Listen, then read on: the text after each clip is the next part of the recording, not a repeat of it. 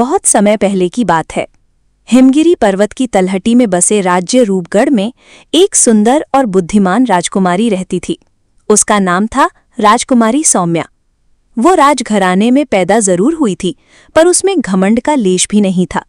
वो लोगों की सेवा करना चाहती थी, किताबें पढ़ती, शासन सीखती और हर शाम प्रजा के बच्चों को कहानियां सुनाया करती।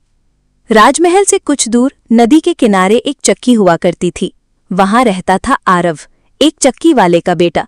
उसका पिता गेहूं पीसने का काम करता और आरव उसकी मदद करता। लेकिन आरव का सपना था, वो महज चक्की तक सीमित नहीं रहना चाहता था।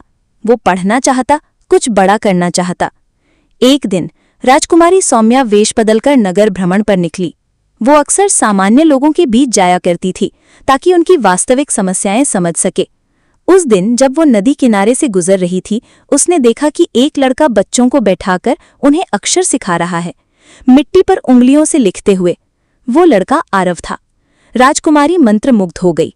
उसने पहली बार देखा कि कोई इतना सच्चे मन से दूसरों को ज्ञान बांट रहा है, बिना किसी लोभ के। वो कुछ देर वहां बैठी रही और आरव ने बिना उसकी पहचान जाने उसे भी क से कबूतर पढ़ा दिया। अगले कुछ हफ्तों तक राजकुमारी सौम्या रोज वहां जाती रही। वे दोनों धीरे धीरे दोस्त बन गए। आरव ने अपनी इच्छाएं उसे बताईं, पढ़ाई करना, देश के लिए कुछ बनना और कभी राजा के दरबार में जाना।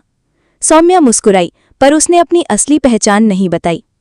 एक दिन अचानक दरबार में घोषणा हुई, राज्य में युवा शिक्षकों की जरूरत है।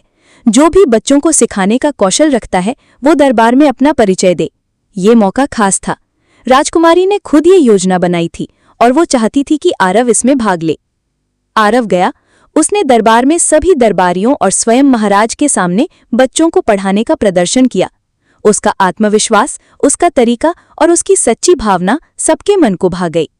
उसी शाम जब दरबार खाली हो गया, राजकुमारी सौम्या ने अपने असली रूप में आरव से मुलाकात की।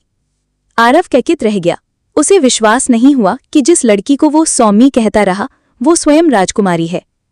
तो क्या ये सब मजाक था? उसने दुखी होकर पूछा।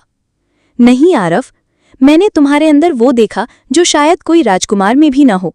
मैं चाहती हूं कि तुम मेरे साथ चलो, राज्य के शिक्षक बनो और अगर तुम्हारा दिल कहे तो जीवन भर के साथी भी बनो। आरव मौन रहा, लेकिन उसकी आंखें बोल रही थीं। समय बीता। आरव को शाही स्कूल का प्रमुख नियुक्त किया गया। उसने राज्य भर में शिक्षा फैलाने का बीड़ा उठाया और कुछ महीनों बाद रूपगढ़ राज्य में धूमधाम से एक विवाह हुआ, राजकुमारी सौम्या और चक्की वाले के बेटे आरव का। ये कहानी सिर्फ प्रेम की नहीं, सपनों की है। ये दिखाती है कि सच्चा मूल्य न जन्म में होता है, न धन में, बल्कि इंसान की सोच, भावना और कर्म में होता है।